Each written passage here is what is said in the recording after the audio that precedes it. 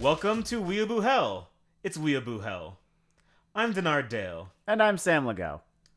Today, we're talking about the first two episodes of Handshakers. It came out in the winter 2017 season, and it's a real special show. How would you describe the general concept? So right off the bat, it's one of those things that just seemed amazingly ill-conceived. Really just a reach exceeding its grasp. Yeah.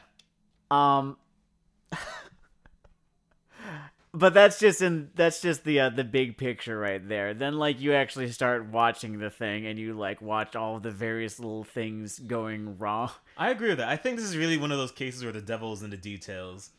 It has a sort of failed Fate Stay Night kind of setup, which is bad news because I consider Fate Stay Night to be a failed Fate Stay Night. Yeah. Yeah. It's not a good situation. I know, to be I'm in. probably not going to make a whole ton of friends saying that. You haven't even hit your various Sword Art Online opinions, so you might as well warm people up to the idea. No, my Sword Art Online opinions are not. They're not kind to Sword Art Online. I don't think anyone over the age of 11 is going to disagree with me there. I try not to trash on that one just because I feel I don't know. It's punching down. It's not just punching down. It's telling people Santa isn't there. Realizing that media is bad just pulls a whole veil down on a lot of things that seem emotionally important to people for reasons I don't understand. Well, that's kind of a conversation to be had about just the whole of media criticism in general. Who are you to ruin someone else's fun? But I don't know. What was Sword Art Online to ruin my fun? I could have done something else that week. It's true. Think about all those free-floating radio waves that could be occupied by something rewarding or enlightening or I don't know, at least a random office document. The second season of Green Lantern, the animated series or something like that. Oh, that's the other thing about today's show, by the way, is think of your favorite thing that doesn't have a sequel as we get into this, and this has a sequel instead. The weird thing is that talk through the grapevine is that it wasn't actually too terrible, this sequel. I can't even remember what it's called, but I think they actually changed the name. They wanted. They changed the name. It was just too tainted at that point. They just didn't want to be part of their fucking broken progenitors, their hideous mutant parents. The horrible secret you find out about your creator species in an H.P. Lovecraft novel. They just came to the earth to fuck with some sheep and left. Dogs hate him. It's a real hard life being the child of Handshakers is what I'm getting at.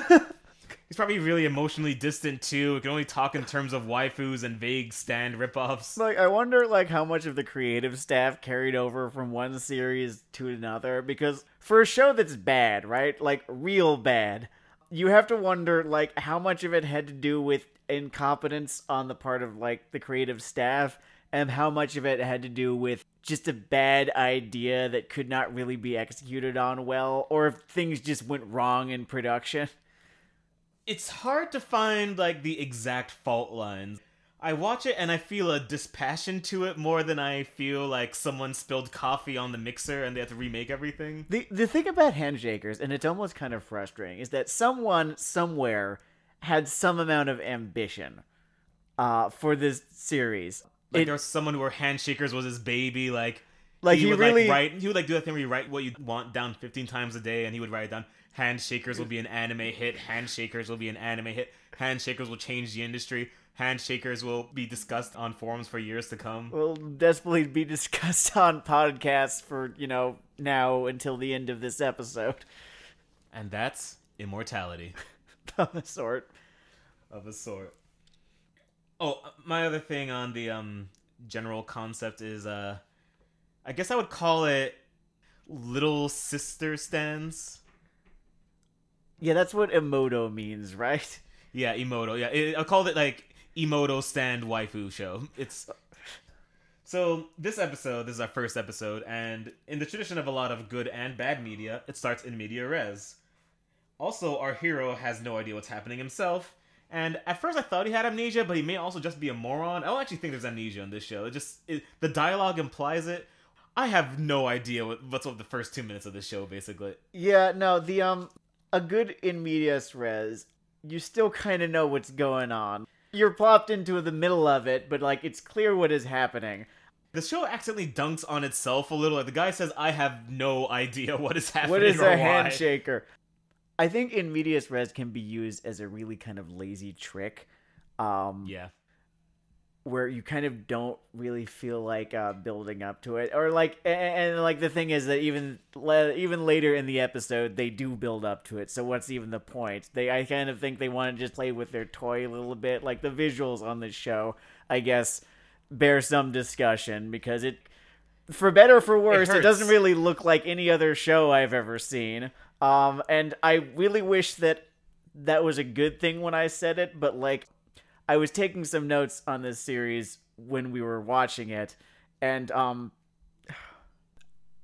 I don't know if there's a better term I could use for it than "I fuck," but like that is where my mind immediately went to. I think the legal term is aggravated eye assault. I don't know. So at some point, this came out in 2017. I guess 2016 you have like Stardust Crusaders, or wherever they were into JoJo's process, making its little bucket of money. 2016, I believe, was when Diamond is Unbreakable started airing. Right? I'll tell you that, and like people saying, "Oh, they like all the purples and pinks in this." So what this staff interpreted that as is, let's refract an entire kaleidoscope through itself twice and shoot it directly on screen and see who survives. And it turns out I'm not one of the survivors. I'm one of the people that dies in the eye call for fucking handshakers. I will be a victim. Please protect me. It's rough. So the story jumps back in time to a bad guy tormenting a girl in magic bondage chains. I was at work when I watched this. How close to getting fired do you think I was? I mean, was this the first time that you'd been caught, watching magic bondage anime at work? Because I gotta tell you, magic bondage anime, I feel like that is a subgenre. Not a whole genre, but like at the very least a subgenre. I can name 2 or 3 titles off the top of my head. I mean, I'm not a connoisseur in that genre. I think I'm more of a dabbler. But yeah, fortunately, this was the first time that I walked into my fucking agency and was like, hey, you know what seems like age-appropriate content for today when the new boss is coming through and chatting up everyone? I'm gonna put on handshakers. See, it's not hand fuckers, right? They make a play at it being PG. It's not. It's like in, I don't know, the over-the-pants hand jobbers. I don't know. It's like... It's not prom night in Handshakers world. It's like the junior prom and everyone's standing on the opposite sides of the room from each other. And the plot and purpose like sort of make eye contact, but they never really quite meet or touch hands or anything. It was really weird though, because she is just constantly on this moaning wavelength and they don't stop with it. And I had headphones on, but it was still just... I could almost feel like... I didn't feel my coworkers judging me. I felt like... And I'm a stone-cold atheist, but I felt like God was judging me. No, it's like... Have you ever been at the gym, right? And you have headphones in. And for some reason, while you have headphones in, you become convinced that no one can hear you if you fart really loudly. Because you can't hear you. It is... Yeah, this show is like the opposite of that freedom. You feel like the eyes of the world. It's like you're in the fucking panopticon or something.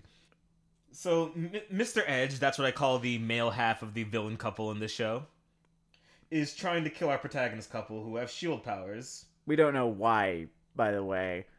I know, like, you're supposed to take some things on faith. They don't even begin to explain the world that they live in. That we can't even guess at their motives. Just, they're hunting them?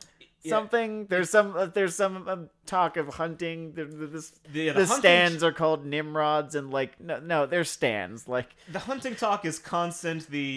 I can't believe they're not stands talk is constant. Mm-hmm. It actually kind of reminds me of there was one XKCD strip, if that's even semi-relevant in today's world, where like he didn't call Randall's Law or anything. Maybe he should have, about fantasy novels, not anime. I think it just applies to broad speculative media. The more made-up words there are in a short span in a speculative fiction work, the worse it is. No, that's fair. No, I can usually, like, tell whether or not I'm gonna quit something real quick. If, like, we're 5 minutes out of the OP, and already they've dropped, like, 4 or 5 proper nouns on me. Yeah, this one was back-to-back-to-back. Ziggurat, Nimrod, Handshaker, and... all in the span of a couple minutes. They were really going for it. So in media res tradition, the story jumps back in time again to a generic high school. I mean, I don't want to quite call it generic because it's a high school that seems to exist only in Dutch angles. Yeah, I wouldn't say the high school is fully sketched enough either in terms of personality or literal drawing to be generic. You just take it on sort of faith it's a high school. Is there a class? I guess there isn't even really a class scene. He talks to a class president. Oh boy, how do we even begin here? I don't know. I don't really know where to start. Well, our main character's name is Tazuna, and this class president's only trait is that she looks at Tazuna and something in her brain is switched to breed. Like, I'm afraid that he is going to get, like, dragged off somewhere like how cave people interact. I guess there's, like, a wish fulfillment thing of wanting to feel wanted, but I just sort of started to worry for him more than feel any kind of thing for the character. I feel like before we go any further here, we, like, could talk about this show's gender politics. I don't honestly know if I would be able to say anything that enlightening about it. Like nothing that does not feel like very well-trod ground already. Like, yeah, take it from me. Its gender politics are horrendous. This show exists, like, maybe 50 years behind the times. If we were to, like, equate, like, gender politics as, like, literal policy, I would call the show's gender politics sort of like printing money. Like, why don't we just print more money? Why don't we just print more money? Why don't we just add more jiggle physics? The show, they give me a bit of nostalgia to jiggle physics, not for, like, a good show, but for a good fighting game. It reminded me of Dead or Alive 4 a lot. And I played a lot of that game, mostly we played that in high school, yeah. I like the drunk guy. Yeah, the drunk guy was cool, mostly because he didn't jiggle and you could actually, like, focus on what you're doing. You could sort of, like, fight with him and, like, you could actually get somewhere, yeah. Yeah, Itagaki, he was the director of the games. He would have loved Handshakers. Oh, I'm sure he would have, yeah. Man, so Tazuna is told, "Everyone thinks you're amazing" by President Lily. Did this make you more attached to our protagonist? I feel like the first time that anyone told me that everyone thinks no, it still hasn't happened yet. Not sorry. No, if anything, it disconnected me from the guy. Maybe my opinion is too colored by my experiences in high school, but I really do not think that in high school anyone will ever come up to you and tell you that everyone thinks you're amazing, unless they're playing some sort of sick trick. Even if you're in some kind of, like, Degrassi or Bayside high school kind of situation, and you have literal toadies and minions, they will have, like, the presence of mind in their sycophancy to not just walk up to you dull-eyed and say, "Everyone thinks you're amazing." Like, I think there are layers of subtlety you hit before that one. Imagining being an anime girl with a unique character design who doesn't want to fuck the main character, man, like, what kind of life must that be like? You'd be breaking out of your chains, and you'd be like a self-aware AI. Like, remember the scene from The Matrix where he wakes up and then the robot flies by and it's really, like, startled that he's awake. That robot would, like, look in and say, like, "Are you not attracted to his milquetoast personality? Look, it has two traits. He is clumsy and forgetful. Are you not in love?" He has a skill. He fixes things. Machined things. That is his actual skill in this. He is a machine. He's a machine whiz or something, to my understanding. I would just call him a machine. Yeah. His shit's gonna be all gear themed. Okay, they call it a Nimrod. It's a stand. Let's not beat around the bush. No, here. It's not a stand, because, like, a stand could be anything from, like, a giant chicken to a puppet. Your Nimrod is a 13 to 18-year-old girl that you must physically carry around with you. I don't know if it's true for all of them. It's true for his one. If he, like, lets go of this girl, she dies. That is what we are told. So it could be that this is the case for the punk rocker guy with the bondage girlfriend. It could be. Only sometimes he lets go of her. I can't tell. Like, oh wait, no. Did we mention the bondage girlfriend thing? Like, that angle? These guys are organized into, like, pairs, and, like, I guess we'll call Tazuna and his waifu, like, Team Generic. And then you have... of all, like, the proper names that they dropped, I think they only gave us her name once. And that was not enough to imprint itself on my memory. I have nothing. I know she has purple hair. Her name, to me, is Rei Ayanami. She is Rey clone number 47. She's from a proud and storied lineage. I'm not sure that she honors it, but she's from it. She's like definitely there. She is a participant. She is present. She happens. The show is full of things that happen. The vice president, school council girl Who cares? gives him his tarot card, and it's speculative fiction. So it's gonna be one of 3 cards. It's always like Tower, Hanged Man, Death. The Tower, Hanged Man, Death. Every now and again, you get the Fool. Yeah, it was that's the when you get Tower real, this time. Real deep cuts, yeah. And I'm not really a spiritual guy. I would just say I have a sort of spiritual hole where any sort of like voodoo concept goes. But if a rando just handed me a card and it would be the Tower, I'd at least start to get concerned about the course of my day, I think. If I've got it right, Tower, that's either the one that's actually about death, the way that death isn't, or it's like pride. It's about it foretells disaster, as I remember. The like, pride before the fall. You think things are going well, and then oops, they're not. You think you can pitch a show based on hand holding, and the studio says sure, and you're like, oh fuck, I have to make this like, now. Oh fuck. I was trying to buy 2 weeks. We have to do 12 episodes of this. Oh man, I'm in trouble now. Oh man, thank God that seasonal anime has taken over. If this were 2005, I'd need to pitch them 26.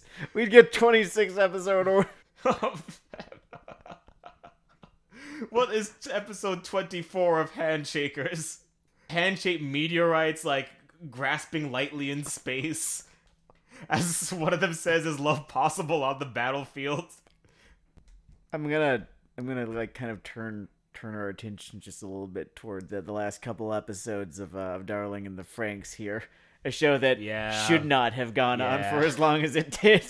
That show had problems the way your average 20-year convict has problems. Like, I thought that show had a shot for like the first 8 episodes, and then the cracks start to form along the arm, and I don't know. Sometimes, there's like a fatal disease, but there's a chance of it going into remission or what have you. And at first you have some hope for the person. They've got a strong spirit. Maybe they'll pull through. You hear that Trigger is doing half of it, and most people get through chemo all right. And then by the end, there's a giant version of the main girl crying at the main guy in space, and you realize that you haven't done any drugs today, so this is just happening. No, like, I don't want to get too distracted here, but, like, there's the show that loses its way, and then there's the show that never even begins to find its way. This is definitely in the latter category. We can talk about Darling in the Franxx later, because it is very much in the former, along with at least 2 Gundam shows that I can name. So, we're told, rather than shown, that Tazuna has a university job under a Professor Makihara. Oh man, you know that this guy is funny too, because the first time we see him, he falls down. It's true. He falls right into a pool of butterscotch and he can't get up. Then he starts crying, as I remember. He does start crying. He goes through about 3 extreme emotions in short order, which is, I guess, a replacement for, like, causal relationships with a personality, or, I don't know, they really want him to stand out in your personality, but he's basically a bipolar Professor Oak sprite. And then he's gone. And then he's gone. The guy shows up for, I want to say, 90 seconds or so. Delivers about as much exposition as you're going to get. That's the other thing with this thing, is that there seemed to be a decent amount of exposition, right? Like, they were giving you all sorts of proper nouns. A dude literally burst in the room, all dramatic, to explain things. Still no closer to knowing anything more than I did going in.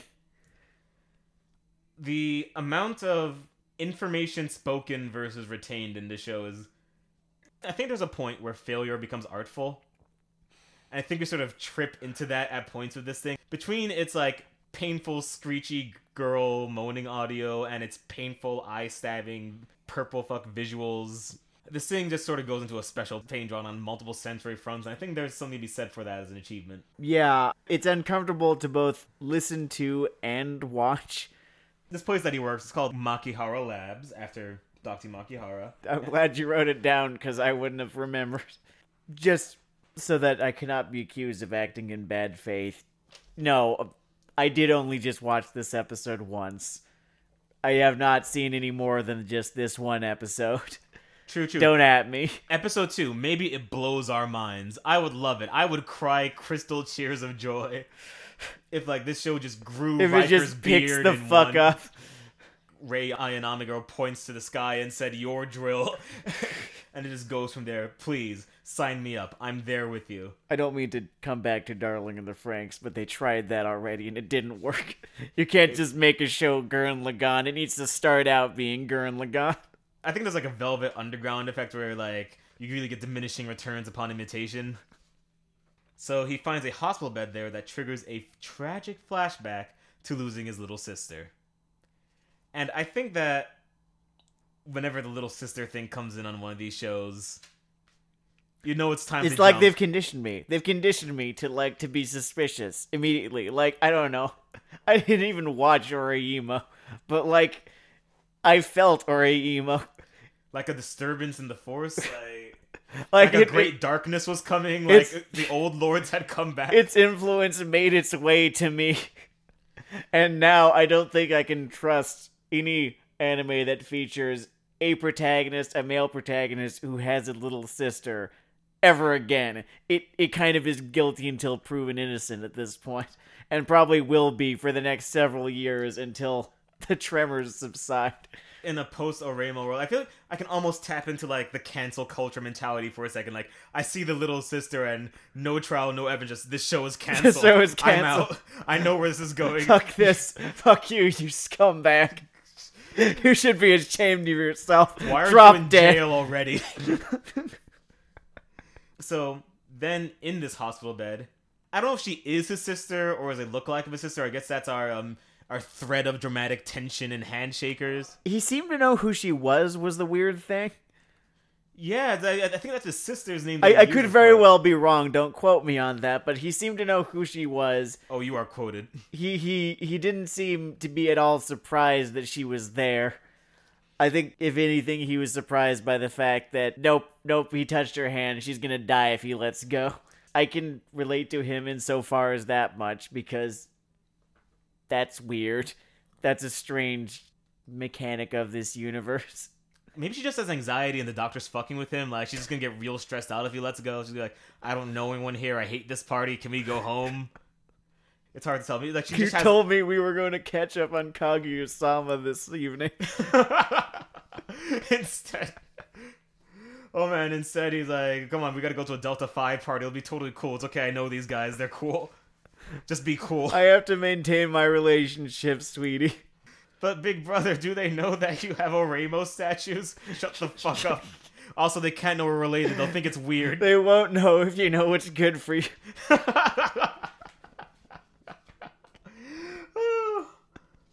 After they touch hands, our hero has not so much an LSD vision, but like what someone thinks like an LSD vision is like from watching bad movies. See, that was the thing here. I didn't hate that a little bit. It meant nothing. Sound and fury symbolizing nothing, etc., etc. But you did get that sense of ambition showing through just a little bit. Like, something wanted this show to be better than it was. I think you have a point there, actually. I think that scene is like this show's 3-point shot. Like, it just goes for it. It wants to believe. It wants to put some points on the board. It wants to be unique. It wants to look like no other show. And insofar as that, it does succeed. There is not another Handshakers, as far as I can tell. It is a unique hodgepodge of plagiarism. This show is, I think, what Gankutsuo looks like, but in hell. And this LSD vision is accompanied by God's voice telling him, you have gained the revelation of the Bible. And he'll face many trials and is now a handshaker. Wait, was it Bible or Babel? I feel like it was like Babel. Either way, vague Old Testament nonsense is going on. Old Testament nonsense. There was some talk of ziggurats. I think we've mentioned that. Oh yeah, ziggurat is one of our 3 vocab words from this show. Are there loan words we really abuse in American media? I feel like there has to be something we were just not scanning right. No, I think loan word abuse, maybe it's not unique to anime, but man, have they turned it into an art form. Oh, you know what word they've completely killed? Lay it on me. With the isekai genre, the word Yggdrasil completely fucking killed. Like, you can't say, like, Yggdrasil is canceled now. They've used it in like 5 or 6 different really shitty isekai. Yggdrasil like posted some mega church stuff about gay people, and it just cannot it just cannot be on Twitter anymore. It's gone. It's gone. Its young adult book is canceled. Its young adult book is canceled. It's been fired from directing the next Guardians of the Galaxy movie. It's gonna pop up like 6 months later for a show on The Blaze. Joe Rogan is about to interview it. Oh yeah, it's gonna field some questions about DMT. The quirky doctor comes back, and evidently he's known. Wait, he does? Well, right after the scene, because like he says he's known about this handshaking shit, but he doesn't really explain anything else. He just says, "Hey, handshaking," and this is the only time I really feel for our protagonist, because his reaction of what is almost diegetic or I don't know which term fits, but just like what is happening and why. I'm in this now. If this whole anime ends up being an allegory for graduating from high school and then signing off on your college loans, then that's actually like, no, it's pretty masterful. I don't know what's going on. I don't know what the consequences are going to be. They're definitely grave. I think the allegory for signing on to your student loans is Death Note, where when the company puts your name in their book, you will have a heart attack 10 years later. Just know I'm going to be here when you die. I'll kill you. And then L takes a pass at the presidency to try to change things, but maybe it doesn't quite work out, you know? For the record, that show ends at episode 25 for me. Still, like, now and forever. That show does end at episode 25. What a game of cat and mouse. It was really interesting to see the objectively wrong person win. Our main character has a sort of another, like, god seizure, and I don't know if the quirky doctor teleports away, or if as soon as our hero's eyes roll to the back of his head, if he just sprints out like he's practiced this before. Or maybe he's like a Roadrunner-shaped dust cloud behind him. Or maybe my favorite one to imagine, I think maybe he just ducks under the table. Like, he's just there for the rest of the Goes scene. and hides in the broom closet. I don't know, but he's gone now. It's not that important. But our heroes are attacked by, like, these burning 3D bondage chains. Would you say their escape is a compelling action sequence? I would call it completely and utterly weightless. I didn't really get the sense that anything had any sense of force or impact or... I do feel like it's something that very much happens and falls out of your head, and suddenly they're in the courtyard. It's a problem very unique to animation. It seems like it's a very easy thing to get wrong when you're animating action set pieces. You have all these things and they're happening, but you have to animate it in a certain way, or else there will not be a sense of consequence or weight coming across. Like, yeah, I kind of felt like they could have fallen into a pit of lava and would have just been unaffected by just the way they sort of almost glide across screen. Random thought on the animation, by the way. The mouth flaps, if you ever watch this... Oh, no, they're hilarious. They're fucking hilarious. It's like they're dubbing it from a third language. It is great. Yeah, you've moved your mouth, I think, around 3 or 4 more times than you really needed to. It's really magical. Like, I keep on waiting for, like, the insects to fly into these open portals that they carry around. It is something fucking else. So in the courtyard, they're confronted by Edgeman in a biker jacket with a literal, non-embellished, big titty goth GF in chains. I can't remember their names. I don't think we ever got their names, in fairness. Break and bind. Or bind and something, whatever. No, that was the name of his stand. Sorry, the name of his Nimrod. I'm sorry, I don't know, man. Nimrod means something else because of Looney Tunes in the States, and I just don't think Japan ever got the message, because Nimrod in the States, because of Bugs Bunny, means moron. I feel like I need to describe Edgeman for a second. He has, like, if you've ever seen those sort of fan hedgehogs people make, and then the parodies of fan hedgehogs people made of the guy who has, like, nothing personnel kid or whatever the fuck. Oh, his name was Cold Steel. Cold Steel. He's like a human Cold Steel. He's got, like, the biker jacket, the spiked hair, he wears a crucifix. He does actually look quite a bit like you averaged out every single other anime rival that's, like, existed before him.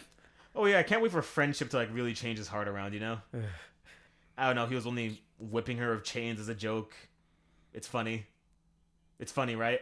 It's funny when that happens. I mean, like, she seems to enjoy it, so, you know, feminism wins. That's right, it's empowering. We shouldn't kink shame them.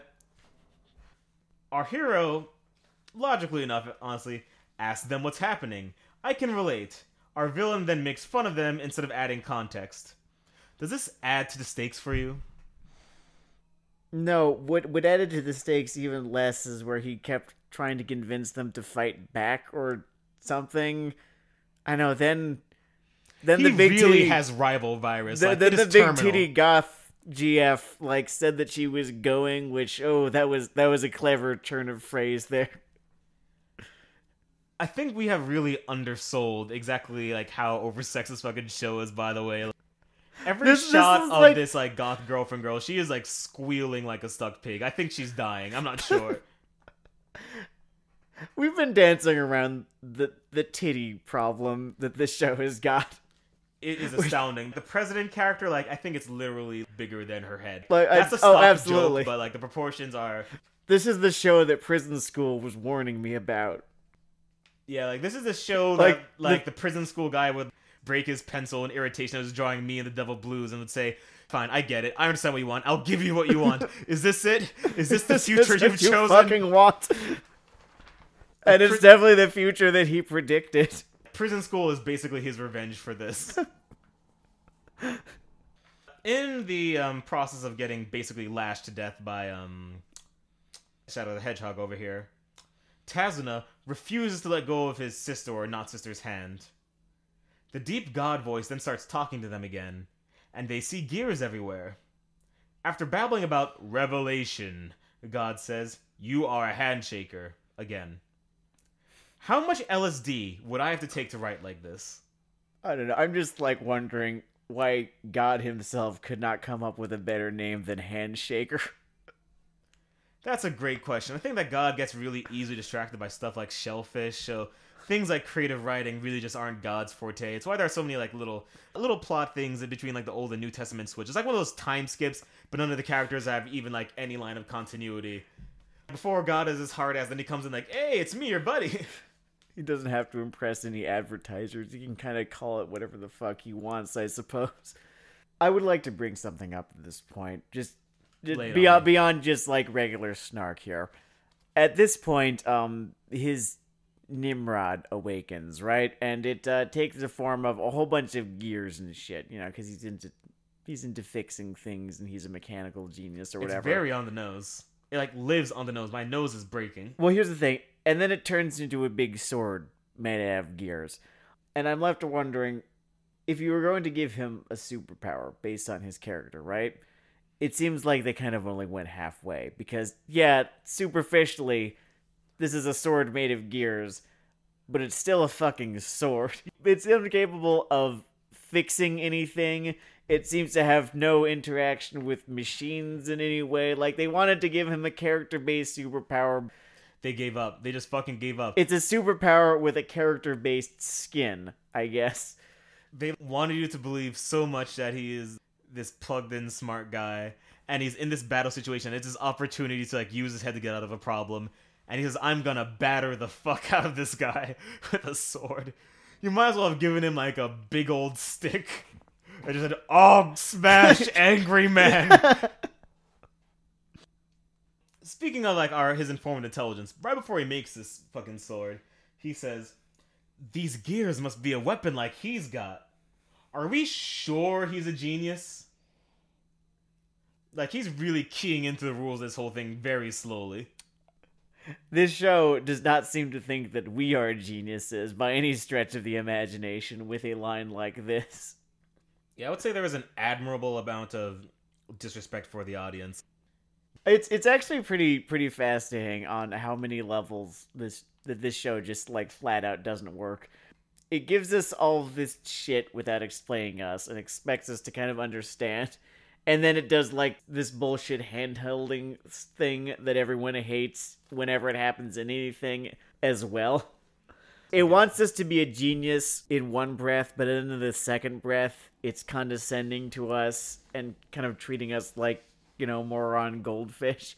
And I honestly kind of felt like a moron goldfish when watching this thing. It did feel like a mistake.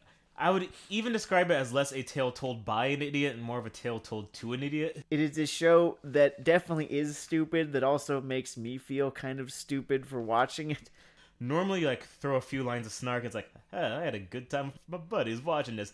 At the end of Handshook, it's like, oh, god damn it, I just watched that. You fuckers won today, didn't you? God damn it, go fuck yourselves.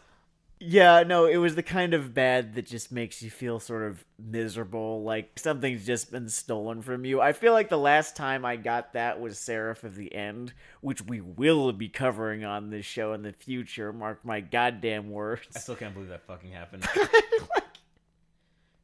Oh man, it's such a fucking moment in history. Like, watching the first 5 minutes of that show is like, it's like reading any news article. You just sort of watch it fall apart. Like, it doesn't even take 5 minutes. Our bondage villain demands some more power from his sub. She spends about 2 minutes moaning before we get a big chain attack. Then nothing happens. Are you still wrapped at this point? Like, your attention's just locked in? Well, I mean, if it's not, then you're about to get the big pantsu shot too, so they really double down. Yeah, I felt like this show was punishing me for being a sexual creature. I am not a prude. I'm not even, like, I don't know, whatever you call, like, the sort of sex negative, straight and progressive, or whatever. I like, enjoy my stuff, right? And this show just made me feel like I never wanted to breed or look at people again. I felt like I'd been through, like, a John Swift parody of human sexuality. To bring it back, you know, again, this show seems to be doing unintentionally what Prison School was doing very intentionally, which is it just made all things sexual feel very unattractive and painful. Yeah, it had a very special way about that. Watch Prison School instead.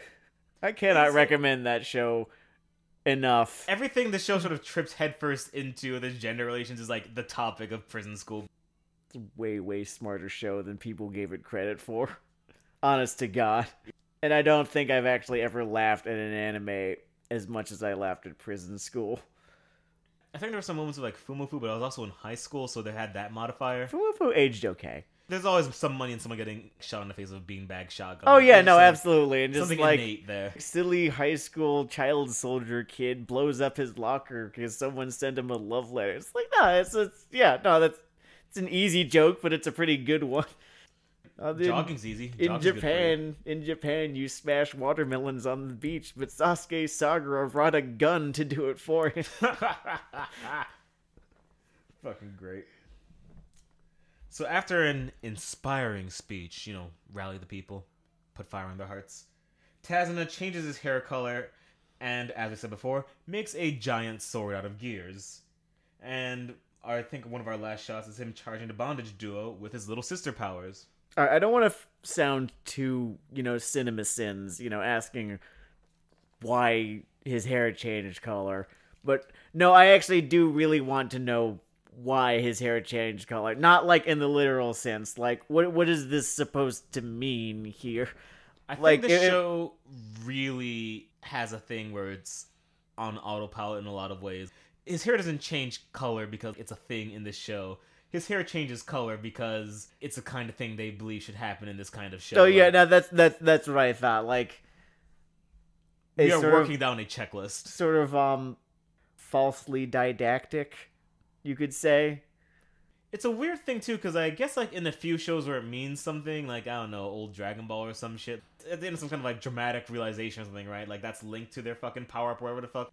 I guess I'll draw this line in the sand just to be clear. I don't have a thing against battle manga as a concept or genre or whatever. No, it can and has been done very, very well. That shit can be fun as hell. It can be delivered deftly. I'll watch through the first few bits of Yu Yu Hakusho whenever the hell, right? Mm-hmm. This thing is by the numbers in the way that those old SNL feature films extrapolated from one sketch felt, where you can just sort of feel every step of the thing you're watching stretching out into the future, but you still have to march between each step manually. No, yeah, I would agree. It's actually a little bit depressing, kind of watching it play out before you. Just, here are the numbers, now we paint by them. This is an anime where people fight, so you know what has to happen. They're gonna have a power, it's gonna have a name, it's gonna do a thing. His hair is going to change a color. They are going to talk about it. Yeah. They are going to explain a whole ton. And I think about the pairings in this show and how they all have like the weird sexual undercurrent or whatever. Like one of them has the Emoto thing. The other one has the bondage / I don't know, breast hot air balloon thing going. Oh, that's a good point. Where do we go from here? I know why the show's only 12 episodes, because eventually you're just going to hit the like missionary position couple. Like you just run out of shit. No. I want the polyamorous throuple that doesn't work. Like they just hit our relationships a week later. Like they're always letting go of one another's hands. One of them just dies violently of handhold withdrawal while the other three are glowing.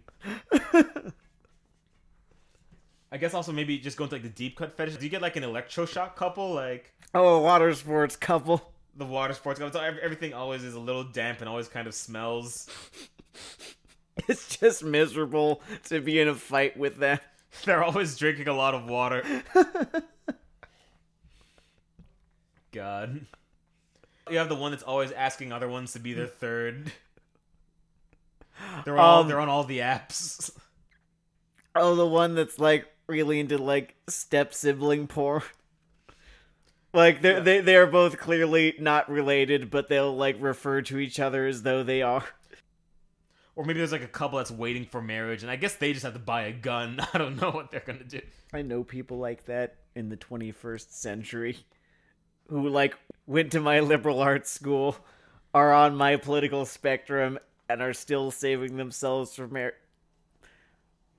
I just gotta know what the fuck that's gotta be like. But here they are in their late 20s, early 30s, late 20s. It's mid 20s. It's mid 20s. It's mid 20s. I'm not that old yet. You're not that old yet. These are peers. These are peers. Okay. And they are still just riding the Jesus train to work every day. Is it Jesus? I don't know. I haven't really heard this. They've been together 6 years, I want to say. I don't know how I wouldn't do it. I don't know. Maybe they know something I don't. Maybe that's actual love. Like, they don't even need to do the fun stuff to enjoy each other. Like, everything else is just good enough. They don't realize there's a gaping hole in the spectrum here. It's not like they're both ace either. Not so far as I understand. So they're not even like... It's not like they're apathetic to it. It's just that they absolutely believe in something and continue to believe in it. Man, may the light of the Lord shine down upon them. Yeah, no, I live with these questions every day. Wait, I don't! It's great! I fucking love not living in those questions. Every day I wake up and I choose what sins I'm going to commit and which ones I'm going to save for later. Before we wrap, I just want to hit some sort of general questions to make sure I covered everything in terms of... Oh, sure, yeah. This kind of pile. The animation in the show is very special. I feel like it's reductive to call it bad, or rather, it's unnuanced to call it bad animation. Yeah, sure. Like, there are a lot of lazily animated shows that don't have whenever you say that a show has bad animation, it invites like mid-2000s harem comedies where like, you know, sometimes they have 6 fingers and it's super fucking choppy or whatever, and like whenever like someone's cooking and the cabbage is just a green ball. I can't even remember what the hell that anime was, but like, God, I've watched that GIF so many times and it's always really fun. This is a different kind of bad. Not being like actually an animator myself, I don't think I'm using the word tweening quite right here, but like whole bunch of that going on, I think, in a way that's very noticeable. It doesn't have the feeling that they ran out of money. That's not the key. No, it just seems like they spent it very poorly. They spent it very poorly on a whole array of bright colors that hurt like coming out of the bathroom back into a disco-themed college party. Take your word on that one. I did not go to a whole ton of parties in college. I'm just remembering the first couple of minutes of the episode where, you know, there's just like a shot of, I think this takes place in Osaka for whatever reason. And then there's some really, really shoddily edited and just explosions that just take place like over the sea, like. when it comes to things like the opening sequence, throughout most of the show, I feel this overwhelming aura of laziness. But I think someone thought that opening sequence could be cool. No, that's like the thing. That's what like kind of fascinates me about this show. Sort of the way that the Netflix Death Note movie did. It's because like somewhere, The Endeavor. someone somewhere had a vision for this fucking thing, and it's not like that vision panned out or that the end product ended up being good. But what is still left in the end product is just the sense that there was some amount of frustrated artistic something that went into this. I want to know if Handshakers has a Tommy Wiseau personality embedded somewhere in the process. Probably not, considering the degree of laziness and jiggle that permeates everything else. But every now and then there's a scene where you wonder if someone believed. No, this is like, what if Jean-Luc Godard was a moron?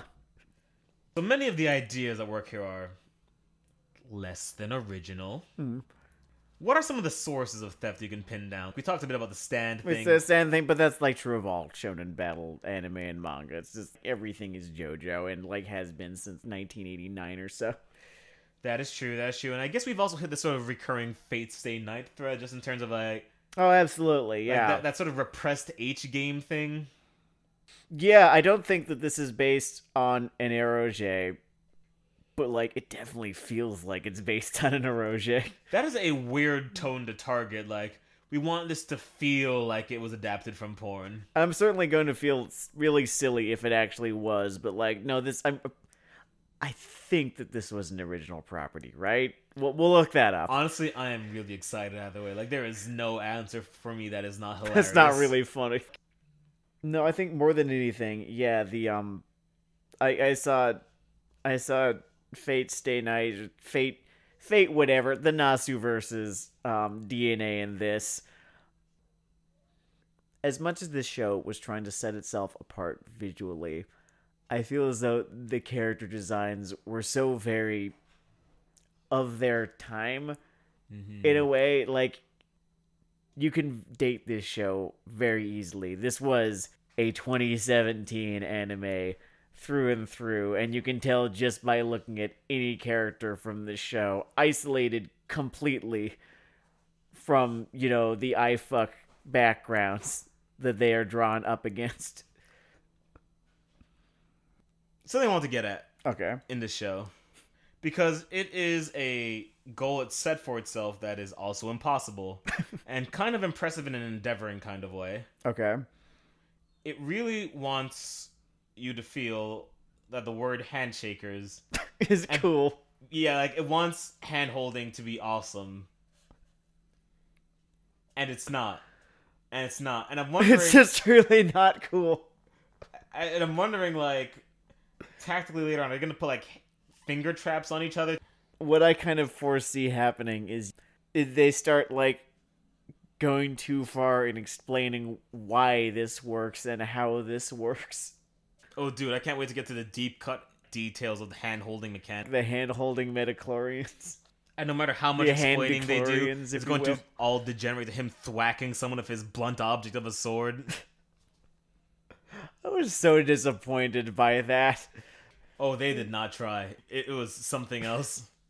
It should be mentioned that that thing first manifested itself as an upside-down cross, which, like if you look at an upside-down cross, that kind of looks like a sword. It's like an upside-down cross wielded as a sword. Does this mean anything? No, it hasn't meant anything since Evangelion, and it didn't even mean anything then. They're either big fans of the band Behemoth, or following in Gainax's sort of vapor trails like everyone else since that ran. We were talking about this series DNA, and I do see quite a bit of Gainax in this one. Like, they didn't understand what they were stealing, but, like, that didn't stop them. Yeah, that's that autopilot feeling. It's like the AI generated this program. This is a thing that we should do. I really feel strongly that we should do this thing. But why do we do this thing? No, stop it. These aren't the questions that we should be asking. Just do it. I think, like, the worker ant that asked why was ushered out of the He was company. shot. Yeah, it says that death of Stalin, loud gunshot pop, and then he's gone. The guy falling down the stairs in the background. What like percentage of the show's budget do you think went to jiggle physics? Any amount is too much. I want to throw it at a hard 15, like 15%.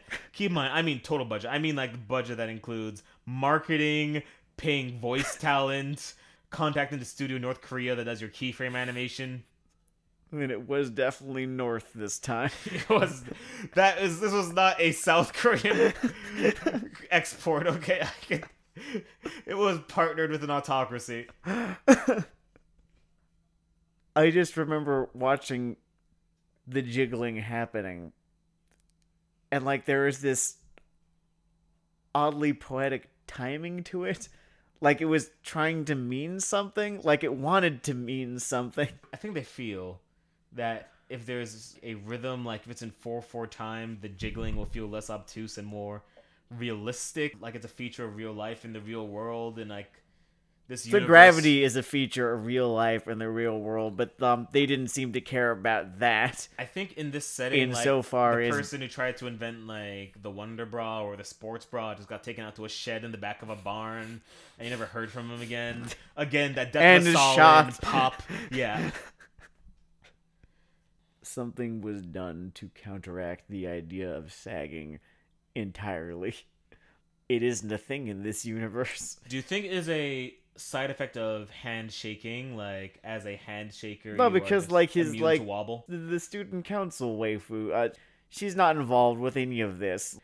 I feel as though we're probably not actually going to see her again, and if we do, I'd be very surprised. I would fucking flip my shit if they remember that character exists.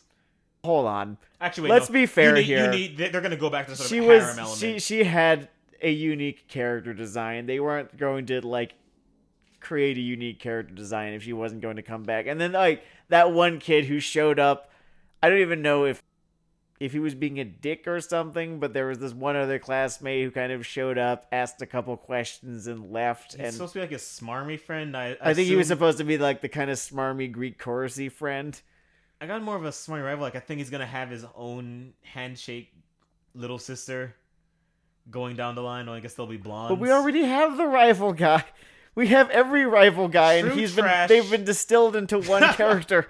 True Trash has two rivals. You have your lower class grunge werewolf rival, and you have your upper class stiff upper lip vampire rival.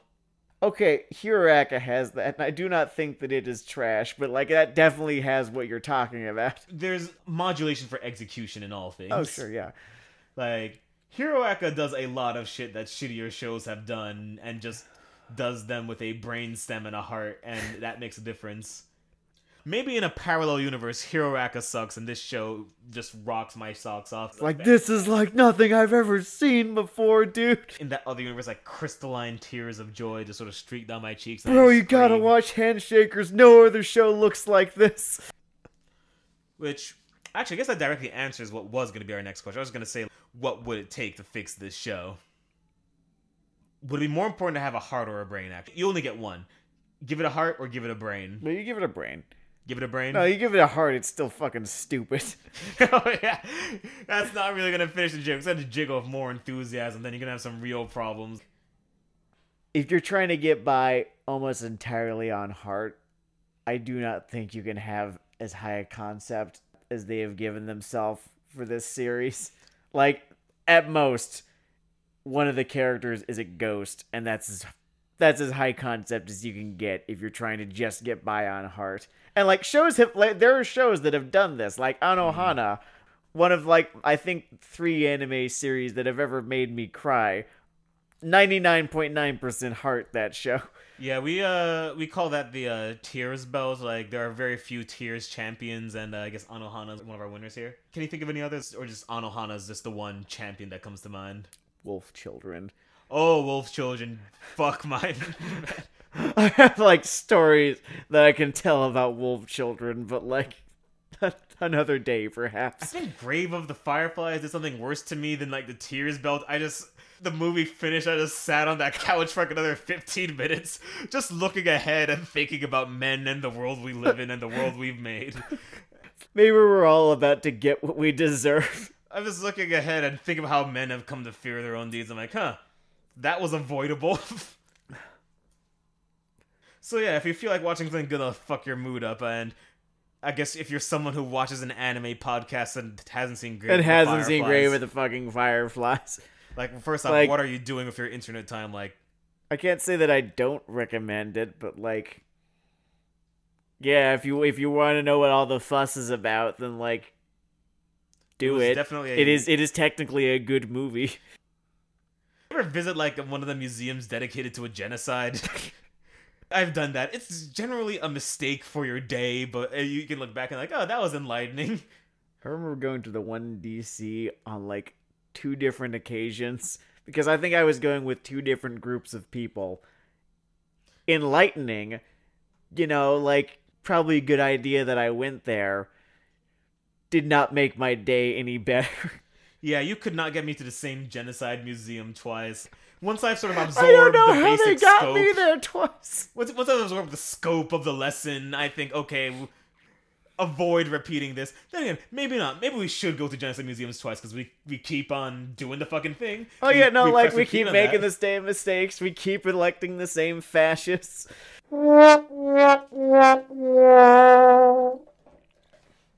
Dante's version of Hell had 9 layers.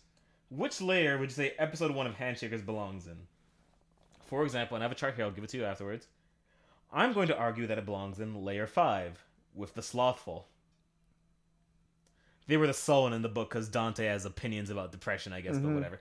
I think this episode's main sin is laziness when you get down to it. There isn't a single element I haven't really seen somewhere else in some form. It's a death march through predictability.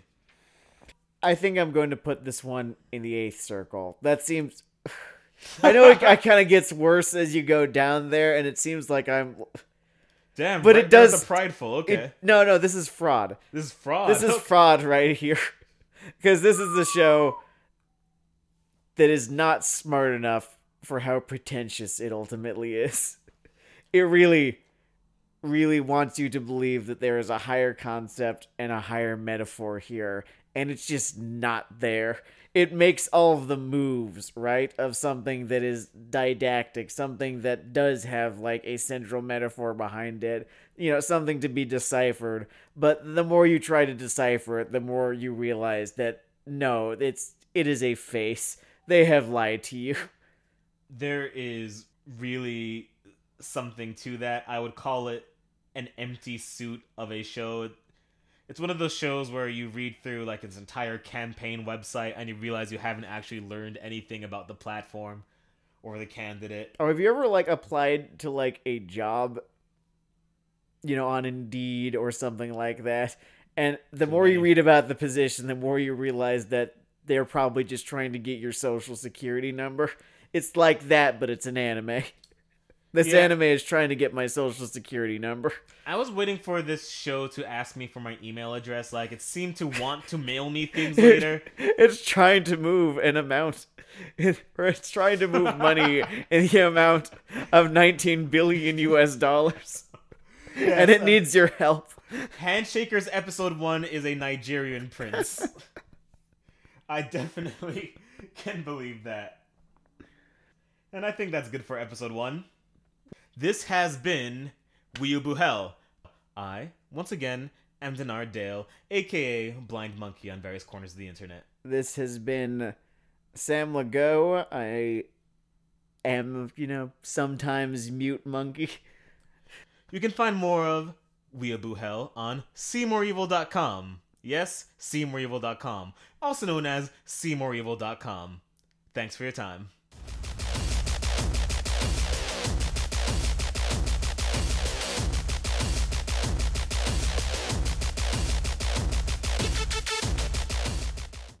Why in the fuck are the wrathful and the depressed on the same layer of hell?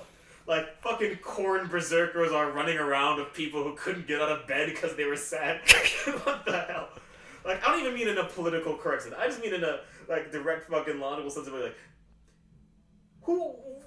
what negative impact are the sullen really having on their environment? They should be chilling in limbo of Aristotle as far as I'm concerned, like... You just sort of existed and then you were gone. You were basically an aborted fetus if you were like hardcore depressed, untreated for your entire life in medieval Europe, right? I don't know what you did. That's a question for Ask Historians, I think.